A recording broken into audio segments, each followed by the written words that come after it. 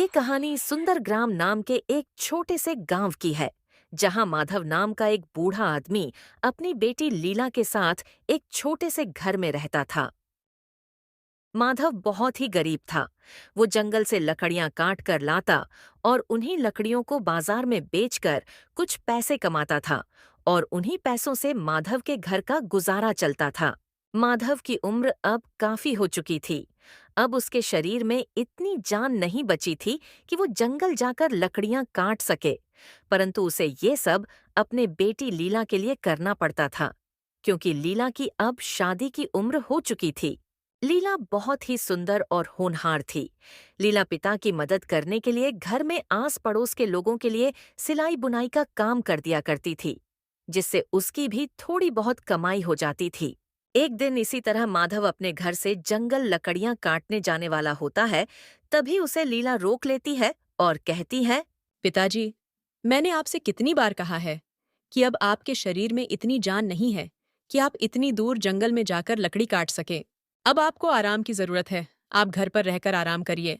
लीला बेटी, मैं घर पर आराम कैसे कर सकता हूँ? अगर मैं ही आराम करने लगूंगा तो हमारे घर का खर्च कैसे चलेगा? अभी मुझे तुम्हारी शादी भी तो करनी है और फिर उस सूदखोर के पैसे भी तो देने हैं। तुम नहीं जानती लीला बेटी, मुझे हर वक्त डर लगा रहता है कि कहीं वो सूदखोर पैसे लेने ना आ जाए।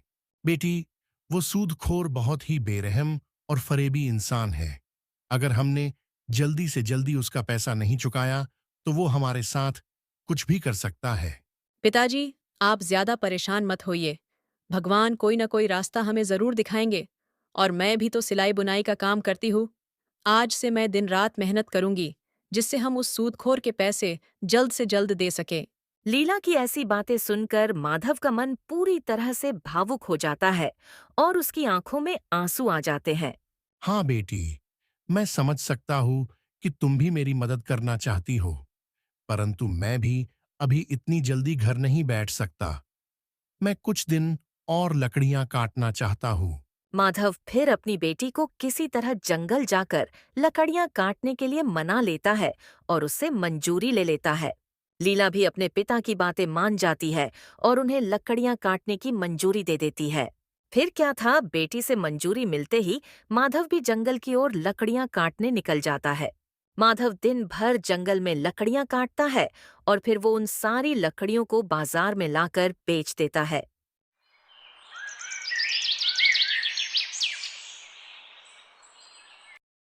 लकड़ियां बेचने के बाद माधव जब शाम को अपने घर आता है तो लीला उसे खाना देती है और उसके पास बैठकर बोलती है। पिताजी, अगर आप इतनी उम्र में ऐसे ही दिन दिन भर ऐसी लकड़ियां काटेंगे तो कैसे चलेगा। बेटी, इसके अलावा मैं कर भी क्या सकता हूँ? मुझे और आता भी तो नहीं है कुछ, और हमें उस सूदखोर के पैसे भी तो लौटाने हैं।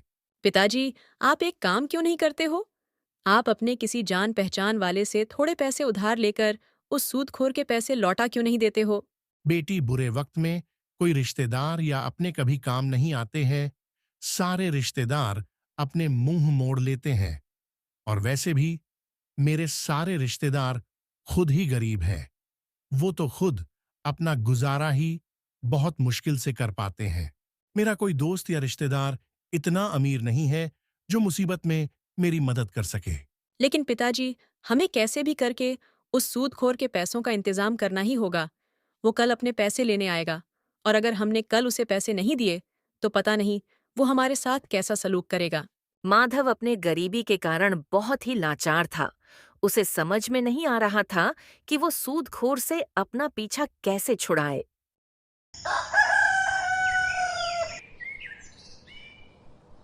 अगले दिन भी माधव जंगल लकड़ियां काटने निकल जाता है। कुछ देर तक चलते चलते वो जंगल पहुंच जाता है और जंगल पहुंचते ही वो बिना किसी देरी की लकड़ियां काटना शुरू कर देता है।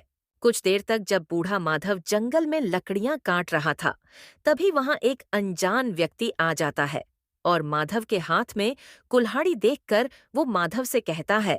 तुम्हारे हाथ में कुल्हाड़ी देखकर लगता है कि तुम एक लकड़हारे हो। हाँ बेटा, मैं एक लकड़हारा हूँ। क्या हुआ बेटा, तुम्हें मुझसे कोई मदद चाहिए क्या? नहीं, मुझे तुमसे कोई मदद नहीं चाहिए, मगर अब तुम्हें सजा से कोई बचा नहीं सकता है। या फिर ये भी हो सकता है कि राजा तुम्हें जीवन भर के लिए काल कोठरी में डाल दें। माधव एक तो उस अनजान व्यक्ति को जानता भी नहीं था और ऊपर से उसकी ऐसी बातें सुनकर वो बहुत डर जाता है। ये तुम क्या कह रहे हो बेटा?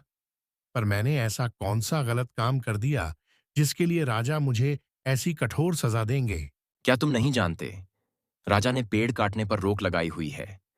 अगर कोई भी पेड़ काटता हुआ पकड़ा गया तो राजा उसे कठोर से कठोर सजा देंगे। और अब तुम्हें मेरे साथ राजा के यहाँ चलना होगा। बेटा, अगर मैं लकड़ियां नहीं काटूंगा तो मेरे घर का गुजारा कैसे होगा? देखो, अगर तुम चाहते हो कि राजा तुम्हें सजा ना दे और तुम्हारे घर का गुजारा चलता रहे तो तुम्हें मुझे पैसे देने होंगे। तभी मैं तुम्हारे बारे में राजा को कुछ भी नहीं बताऊंगा। अनजान व्यक्ति की बातें सुनकर माधव की आंखों में आंसू आ जाते हैं, जिन्हें देखकर गोपाल कहता है। अब तुम रो क्यों रहे हो? रोने धोने से काम नहीं चलेगा। पैसे से काम चलेगा, सिर्फ पैसे से। अगर तुम चाहते हो कि राजा तुम्हें सजा ना दे तो तुम्हें पैसे तो देने ही होंगे। बेटा, पैसे तो मेरे पास नहीं है। अगर तुम चाहते हो तो मुझे राजा के पास ले जा सकते हो। क्या तुम्हें सजा से डर नहीं लगता, जो तुम थोड़े पैसों के लिए अपनी जान जोखिम में डाल रहे हो? माधव अपनी सारी बातें उस अनजान व्यक्ति को बताता है। बेटा, मेरे घर में मेरी एक बेटी भी है और मुझे उसकी शादी भी करवानी है, और उससे पहले मुझे एक सूदखोर के पैसे भी देने हैं। अगर मैंने उस सूदखोर के पैसे नहीं दिए तो वो सूदखोर मेरी जान भी ले सकता है। अब तुम ही बताओ बेटा, मैं क्या करूं? बेचारे माधव की ऐसी बातें सुनकर गोपाल कहता है। देखो, वैसे तो मैं किसी पर भी दया नहीं करता हूं, लेकिन तुम बूढ़े हो और तुम्हारी एक बेटी भी है जिसकी तुम्हें शादी भी करनी है। देखो बाबा, मैंने आज तक अपनी जिंदगी में कोई अच्छा काम नहीं किया है, लेकिन हाँ, आज जरूर करूंगा। क्या पता इस नेक काम से भगवान मुझसे खुश हो जाए और मेरी सारी गलतियों को माफ कर दें। फिर क्या था, गोपाल माधव को सोने के सिक्कों से भरी एक पोटली निकाल कर दे देता है और माधव से कहता है।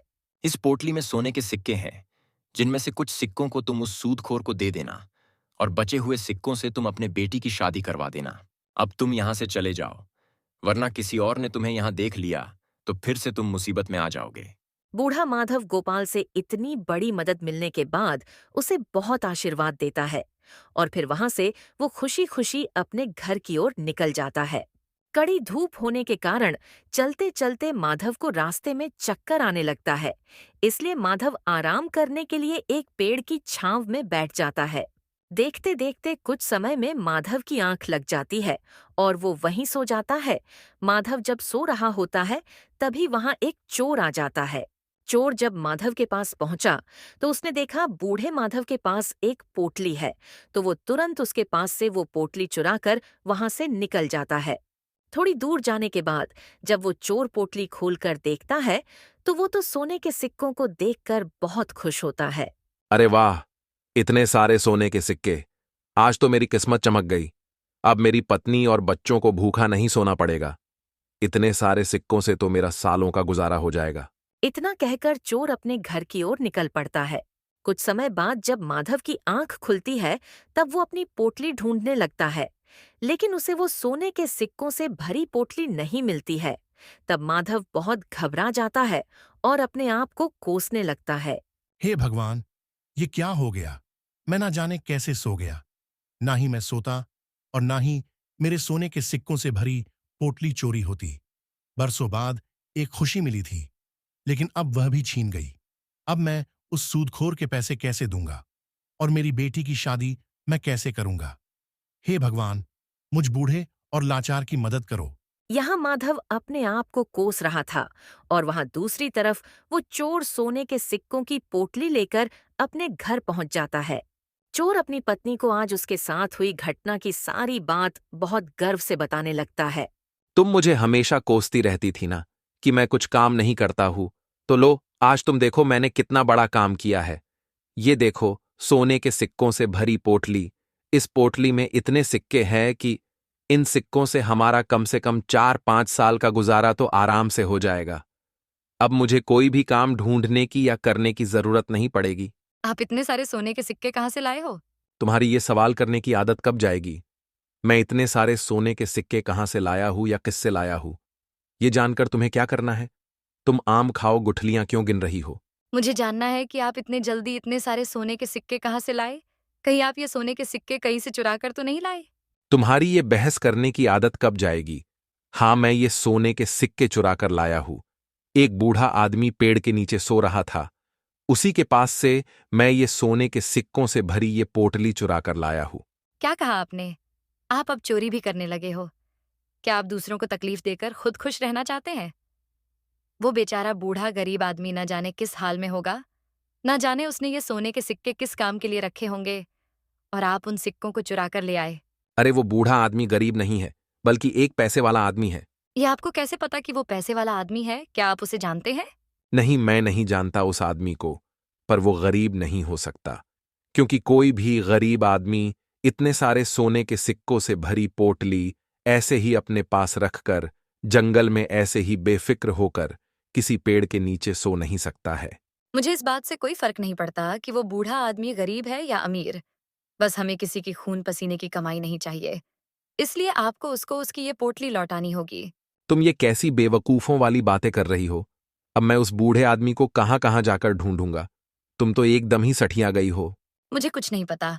आपको उसको तलाश करना ही पड़ेगा और उसे ये पोटली लौटानी होगी। मुझे एक समय के लिए भूखा रहना मंजूर है, पर किसी और के हक की रोटी मैं नहीं खा सकती हूँ। आपको अपने पत्नी और बच्चों का पेट मेहनत मजदूरी करके भरना चाहिए, न कि चोरी करके। ठीक है, मुझे पता है कि तुम नहीं मानोगी। मैं जाकर उस बूढ़े व्यक्ति को ढूंढूंगा और उसको उसकी ये पोटली लौटा दूंगा। मैं कल सुबह ही घर से जल्दी निकल जाऊंगा और उस बूढ़े व्यक्ति की तलाश करूंगा और उसे ये लौटा दूंगा। ठीक है, पर याद से कल कहीं कोई बहाना मत मारने लग जाना।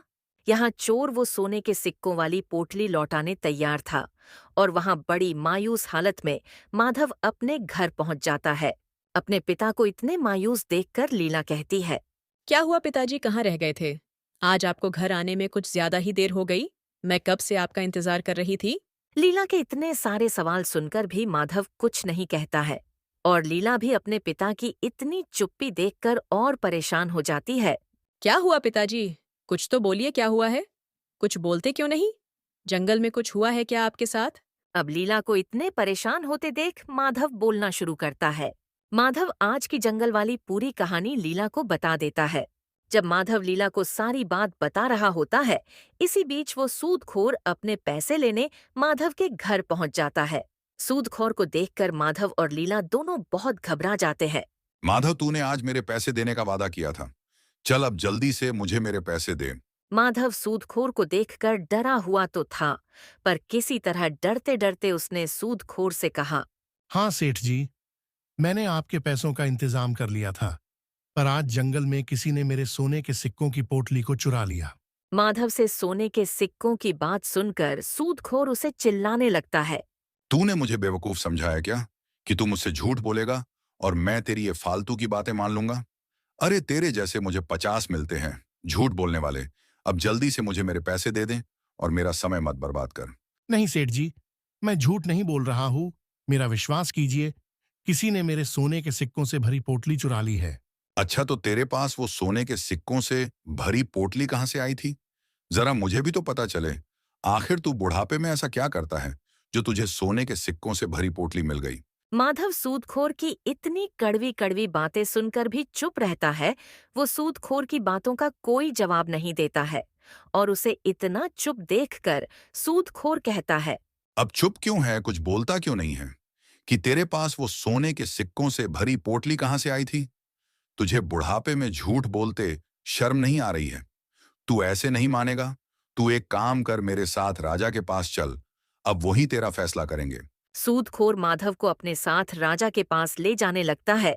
रास्ते में जब कुछ लोग सूदखोर को देखते हैं तो वो आपस में बातें करने लगते हैं।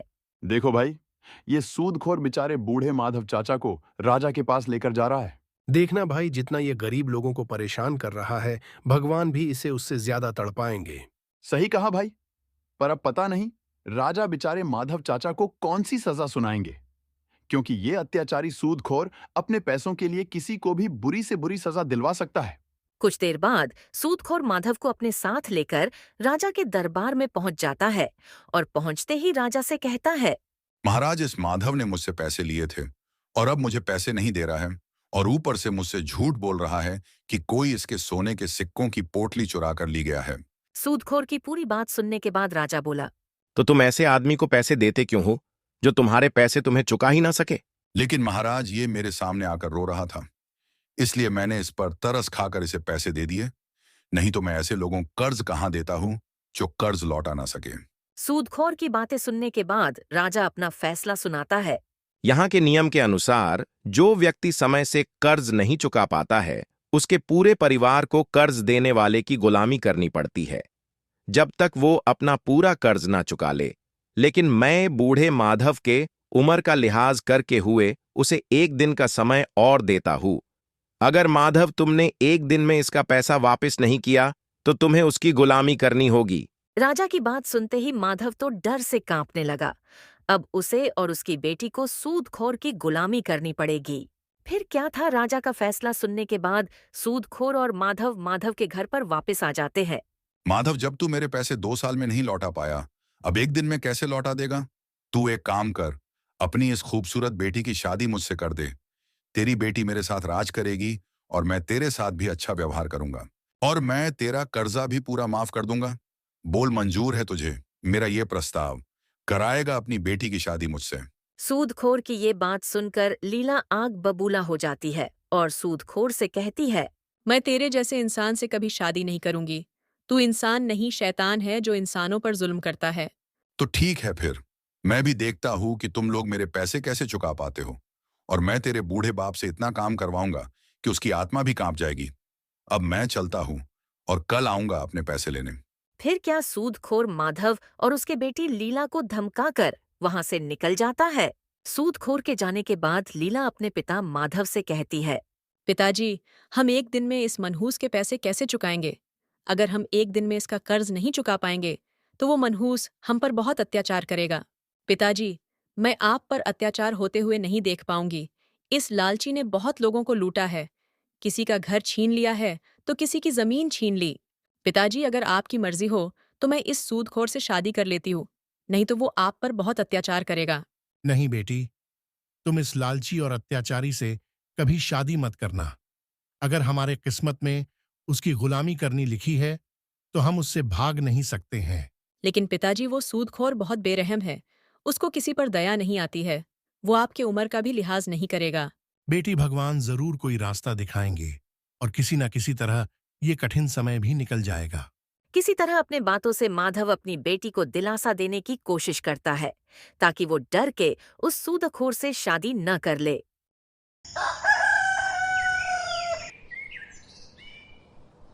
अगली सुबह वो चोर उस बूढ़े व्यक्ति की तलाश करके उसे उसकी वो पोटली लौटाने के लिए घर से जल्दी निकल जाता है और माधव भी अपने घर से सुबह सुबह जंगल से लकड़ियां काटने निकल जाता है। माधव जंगल की ओर जाते जाते उसी पेड़ के पास पहुंचता है और पेड़ के पास रुककर बोलने लगता है, काश कल के दिन मैं नहीं सोया होता तो आज मेरे और मेरी बेटी को इतनी मुसीबतों का सामना नहीं करना पड़ता। आज मैं उस सूदखोर के कर्ज से भी आजाद होता और मेरे पास इतने पैसे होते कि मैं अपने बेटी की शादी बहुत धूमधाम से कर पाता। जब माधव पेड़ के पास पहुंचकर अपना दुख जाहिर कर रहा होता है, उसी वक्त वो चोर भी उसे ढूंढते ढूंढते वहां पहुंच जाता है। वो माधव को देखकर पहचान जाता है और सोचने लगता है, ये तो वही बूढ़े चाचा हैं जिनके मैंने सोने के सिक्के की पोटली चुराई थी। नसीब ये मुझे यही मिल गए, वरना तो मुझे इन्हें गांव गांव घूमकर ढूंढना पड़ता। वो तुरंत माधव के पास पहुंच जाता है और उससे कहता है, चाचा, आपको देखकर लग रहा है कि आप किसी बड़े मुसीबत में हैं। आप मुझे बताइए क्या बात है। मुझसे जो कुछ हो पाएगा मैं आपकी मदद करूंगा। बूढ़ा माधव चोर के फटे हुए कपड़े देखकर बोला, बेटा, तुम्हारे कपड़े तुम्हारी कहानी खुद बता रहे हैं। ऐसे में मैं कैसे विश्वास करूं कि तुम मेरे इस बुरे समय में मेरी मदद कर सकोगे।